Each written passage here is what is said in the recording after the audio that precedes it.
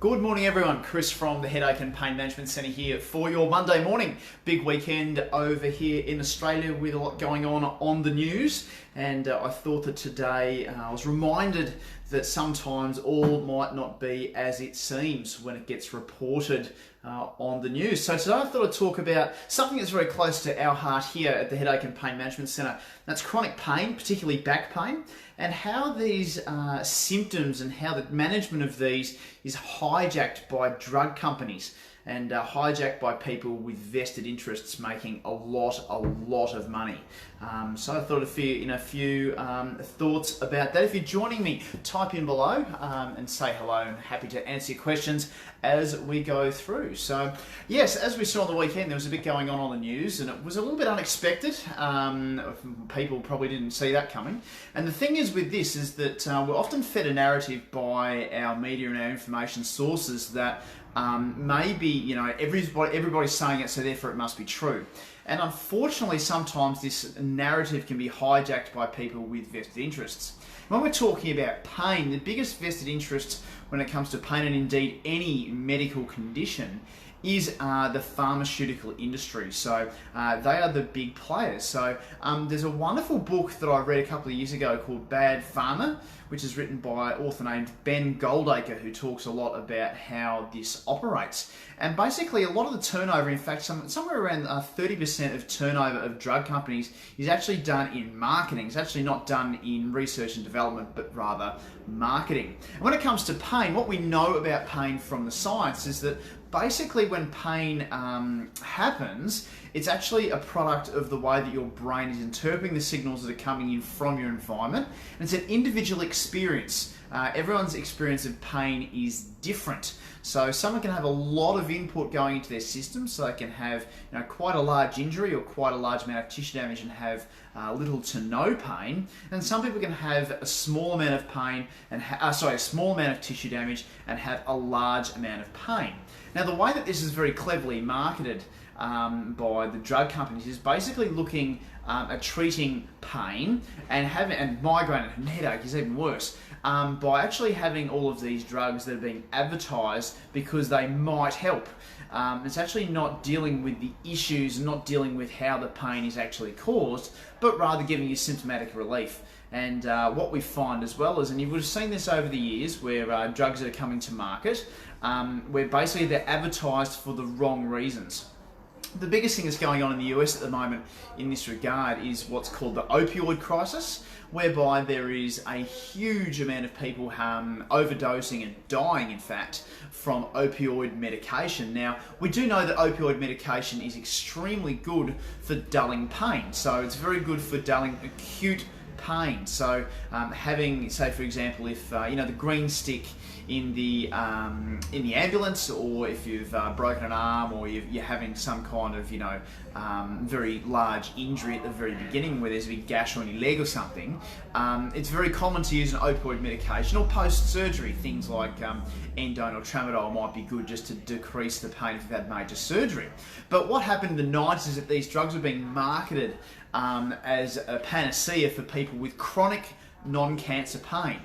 Now that's a problem, because what we now know about chronic non-cancer pain, so pretty much everything that, or most things that come in through this door anyway, is that codeine opioid medications actually sensitize your system more.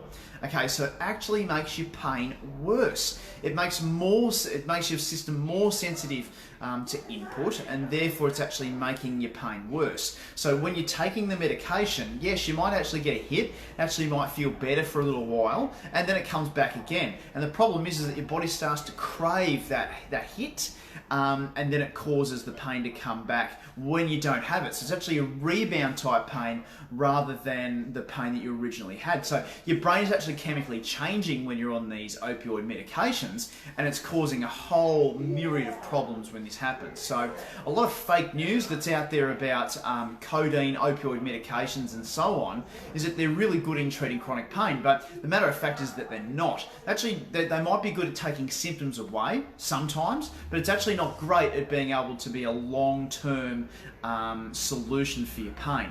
There's a few things that are actually taken in the research, and what we now know about this is that when it comes to chronic pain, the basic things are actually the best. So reducing the fear and anxiety when it comes to movement. So knowing why your pain is there.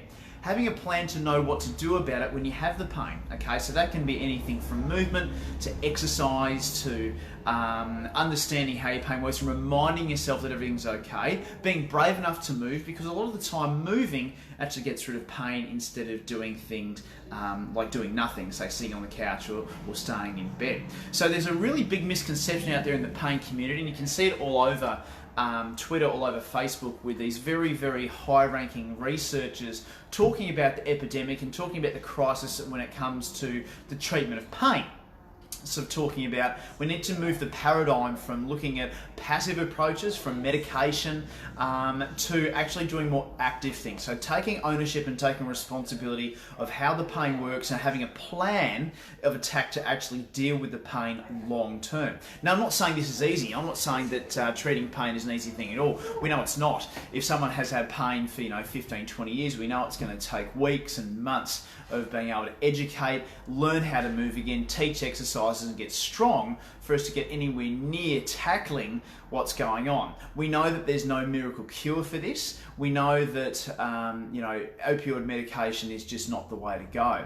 So the key thing is for anyone who's in pain is actually to educate themselves is about how pain works. So how the signals actually transfer from your body up into your brain, how your brain processes it, and then how you perceive the world going on around you, so that you make sure that you have all of the tools and all the information to know how your pain operates, so you can have the tools, the treatments, and the strategies to be able to get through your daily life and actually get things going really, really nicely. I hope that's been helpful. Opioid medication is great in some circumstances, but as a long-term adjunct to chronic pain, it isn't. You actually need to do more active things. If you've got any more questions about how this might work, I know this might be a little bit paradigm shifting for some people. You may not have heard it before. Please type in below, because I really love talking about this stuff, and I'd really love to get to the bottom of your pain problem for you here online. We can start a conversation, a private message, or we can even have a chat over the phone if you wish. Hope that's been helpful. Tag below. Thank you for tagging underneath there, Amanda, about that. What was the best part of the video for you? And we will talk again later in the week about another topic when it comes to headache and pain, because there's just so much interesting stuff to talk about when it comes to this stuff. Take care and bye for now.